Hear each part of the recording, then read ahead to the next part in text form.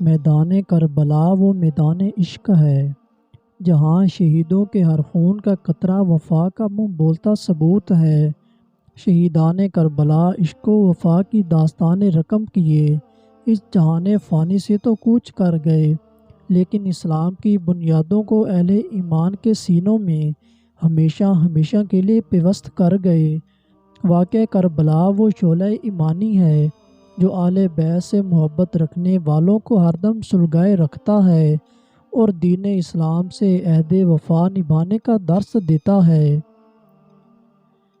شوق جامع شہادت کا جذبہ تو کوئی امام علی مقام سیدنا امام حسین رضی اللہ تعالی عنہ سے سیکھے۔ جانتے تھے کہ کربلا کی سرزمین ان کے اور ان کے پیاروں کی خون کی پیاسی ہے۔ اہل کوفہ کی بے وفائی سے بھی آگاہ تھے، لیکن پھر بھی اپنے نانا جان کے دین پر قربان ہونے اور شوق دیدار کے لیے اس گلشن حیات کو خیر بات کہنے کے لیے کمر بستہ تھے۔ عشق اور وفا کا طریقہ تو کوئی امام علی مقام کے ساتھیوں سے سیکھے۔ جب ان کے امام نے ان پر یہ بات آشکار کر دی کہ ان کا ساتھ نبھانے کا مقصد جام شہادت نوش کرنا اور گلشن فردوس میں جا مقیم ہونا ہے، پھر بھی ان کی استقامت میں رتی برابر فرق نہ آیا۔ وقتاً فوقتاً آپ رضی اللہ تعالی عنہ اپنے اصحاب کے قلوب شوق شہادت سے گرماتے رہے اور جو پلٹنا چاہے اسے واپس لوٹ جانے کی اجازت بھی دے دی، لیکن قربان جائے ان اصحاب پر کہ جن کے پائے استقلال پر ذرہ برابر لغزش نہ آئی۔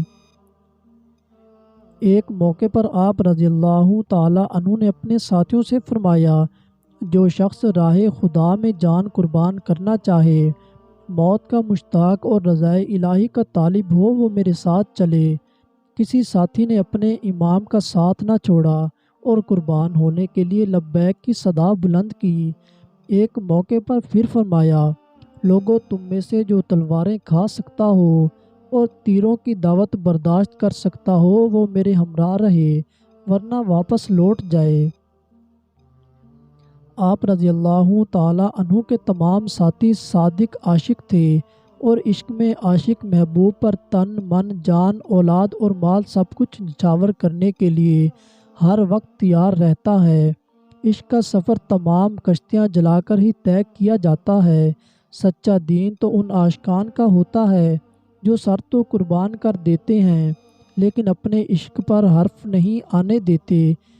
پیاس کی شدت سے گلے میں کانٹے جھپتے ہیں، لیکن یزیدی لشکر کی بربریت اور سنگ دلی کی انتہا یہ کہ 3 دن پیاسے اور بے سر و سامان لوگوں کو پانی کا ایک قطرہ گلے سے اتارنے نہیں دیا جاتا۔ بڑے تو بڑے بچے بھی ایک ایک بوند کے لیے ترس رہے ہیں، لیکن دریائے فرات کا پانی ان پر بند کر دیا جاتا ہے، صرف اس ڈر سے کہ ان کے اندر جذبہ ایمانی کا جو سمندر ٹھانٹھے مار رہا ہے، کہیں پانی کی 2 بوند مل جانے سے اس سمندر میں طغیانی نہ آ جائے اور انہیں جان سے ہاتھ نہ دھونا پڑ جائے۔ گرمی کی شدت اور تپتی ہوئی ریت میں ان 72 نفوس کے علاوہ باقی ہر جاندار پانی پی کر سیر ہو سکتا ہے، لیکن دریائے فرات کو یہ اعزاز حاصل نہ ہو سکا کہ وہ ان خوش نصیب عاشقان اہل بیت کی پیاس بجھا سکتا۔ عاشق جان کی بازی لگاتا ہے، اپنے خون سے سرزمین کربلا کو سرخ کرتا ہے، اور جوشیل نوجوان فرزند امام حسین حضرت علی اکبر کی جرأت و بہادری پر لاکھوں سلام۔ جب حضرت امام حسین رضی اللہ تعالی عنہ کے تمام جاں نثار اپنی جان قربان کر چکے تو اس کے بعد اولاد ابو طالب میں جنہوں نے سب سے پہلے جام شہادت نوش کیا وہ امام حسین رضی اللہ تعالی عنہ کے فرزند حضرت علی اکبر رضی اللہ تعالی عنہ تھے۔ آپ رضی اللہ تعالی عنہ کی عمر صرف 19 برس تھی اور انتہائی خوبرو نوجوان تھے۔ رگوں میں شیر خدا کا خون گردش کر رہا تھا۔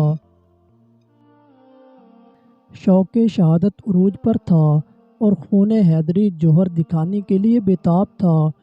جب اپنے شفیق بابا جان سے جام شہادت نوش کرنے کی اجازت مل گئی اور میدان جنگ میں قدم رکھا تو تمام یزیدی لشکر اس بہادر نوجوان کی بہادری دیکھ کر حیرت زدہ رہ گئے۔ آپ رضی اللہ تعالیٰ عنہ نے میدان جنگ میں داخل ہوتے ساتھ ہی صدا بلند کی، میں علی ہوں، حسین کا فرزند اور علی کا پوتا ہوں، بیت اللہ کی قسم ہم نبی کی آل ہیں۔ آپ رضی اللہ تعالیٰ عنہ کا میدان میں داخل ہونا تھا، گویا دشمنوں کی صفوں کی صفیں الٹا دیں، ایک ہی وار میں کئی نامور جنگجوؤں کو موت کے گھاٹ اتار دیا۔ جب ان بدبختوں میں اکیلے حملہ کرنے کی سکت باقی نہ رہی تو ایک ساتھ حملہ کرنے کا حکم دے دیا۔ آپ رضی اللہ تعالیٰ عنہ بہادری کے جوہر دکھاتے رہے اور دشمن خون میں نہا کر خاک پر لوٹتے رہے۔ جسم تیروں، نیزوں، تلواروں کے زخم سے چور چور تھا، 3 دن کی بھوک و پیاس سے جسم نڈھال تھا، لیکن جذبہ ایمانی اور وفا یاری کا جوہر ہر چال سے عیاں تھا۔ تلوار تھی کہ رکتی نہ تھی اور نہ جذبہ عشق کم ہوتا تھا، لیکن مسلسل تلواروں اور تیروں کی ضربیں پڑ رہی تھی جس سے چمن فاطمہ کا گل اپنے خون میں نہا گیا تھا۔ آخر شدید زخمی حالت میں آپ رضی اللہ تعالیٰ عنہ اپنے گھوڑے سے گر پڑے اور اپنے بابا کو آواز دی، اے پدر بزرگوار، مجھ کو لیجئے۔ پدر بزرگوار نے اپنے لختے جگر کو گود میں لیا اور خوش بخت بیٹے نے اپنے بابا جان سے کہا، اے پدر بزرگوار، میں دیکھ رہا ہوں آسمان کے دروازے کھلے ہیں، بہشتی حوریں شربت کے جام لیے انتظار کر رہی ہیں۔ یہ کہا اور جام شہادت نوش کر لیا۔ حضرت امام حسین رضی اللہ تعالیٰ عنہ کے چھوٹے فرزند علی اصغر رضی اللہ تعالیٰ عنہ جو ابھی شیر خوار بچے تھے، تاریخ گواہ ہے کہ ایسی سنگ دلی اور بربریت کسی مارکے میں نہ دیکھی گئی جو خاندان اہل بیت کے ساتھ روا رکھی گئی۔ شیر خوار بچہ جو نہ جنگ کرنے کے قابل ہے نہ اپنا دفاع کرنے کے، جس سے کسی کو کوئی دشمنی کا خطرہ نہیں، بھوک اور پیاس کی شدت سے بلک رہا ہے، ماں کا دودھ خشک ہو چکا ہے، ننھے بچے کی حالت تھی جو دیکھی نہ جاتی تھی۔ شفیق بابا جان اپنے بچے کو ایسی حالت میں لیے یزیدی لشکر کے پاس جاتے ہیں اور پانی کا تقاضا کرتے ہیں اور بچے کے حال پر رحم کھانے کی التجا کرتے ہیں۔ صد افسوس ایسے سنگ دلوں پر جن کا دل بچے کی تڑپ سے نہیں پگھلتا، صد افسوس ایسے سنگ دل جفا کاروں پر جن میں رحم کا گوشہ نہیں تھا۔ اسی اثناء میں ایک بدباطن نے ایک ایسا تیر مارا کہ حضرت علی اصغر رضی اللہ تعالیٰ عنہ کا حلق چھیدتا ہوا امام علی مقام کے بازو سے پار ہو گیا اور ننھے بچے نے اپنے بابا جان کے ہاتھوں میں جان دے دی۔ آپ رضی اللہ تعالیٰ عنہ کا مبارک سینہ اپنے پیاروں کو خون میں نہاتا دیکھ کر چھلنی ہو چکا تھا۔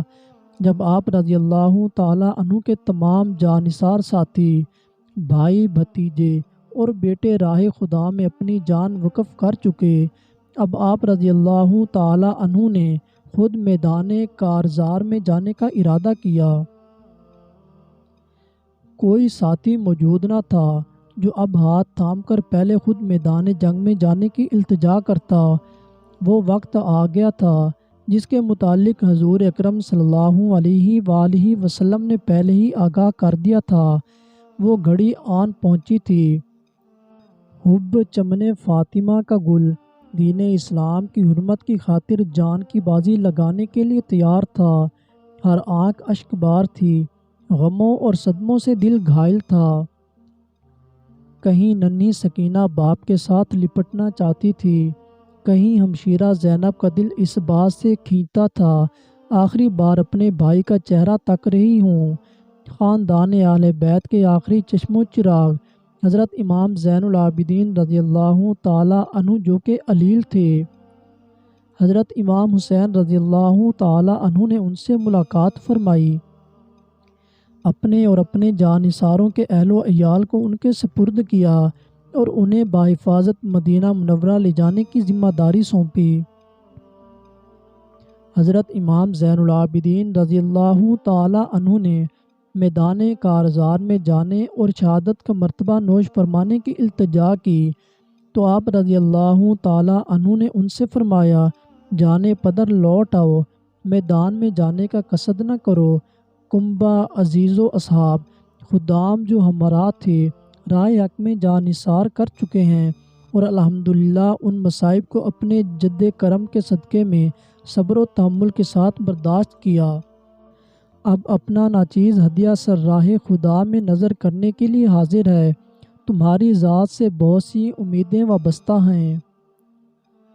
بیکسان اہل بیت کو کون وطن تک پہنچائے گا؟ بیبیوں کی نگہداشت کون کرے گا؟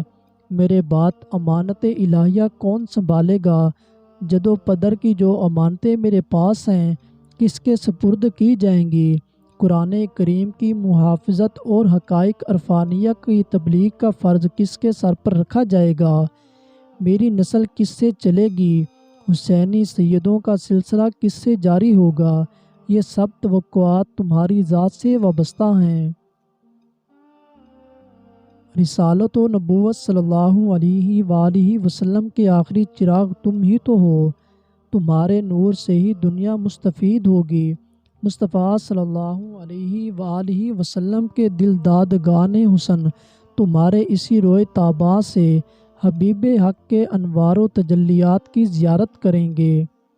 اے نور نظر، لخت جگر، یہ تمام کام تمہارے ذمے کیے جاتے ہیں۔ میرے بعد تم ہی میرے جانشین ہوگے، تمہیں میدان میں جانے کی اجازت نہیں ہے۔ امام حسین رضی اللہ تعالی عنہ اور یزیدیت۔ آپ رضی اللہ تعالی عنہ میدان جنگ میں تشریف لائے، شامیوں اور کوفیوں کو اپنی طرف متوجہ کیا اور ان کو خاندان اہل بیت سے دشمنی رکھنے والوں کے انجام سے ڈرایا۔ حضور اکرم صلی اللہ علیہ وآلہ وسلم کی ان کے نواسوں سے محبت اور عظمت آل رسول صلی اللہ علیہ وآلہ وسلم سے دلوں کو گرمایا۔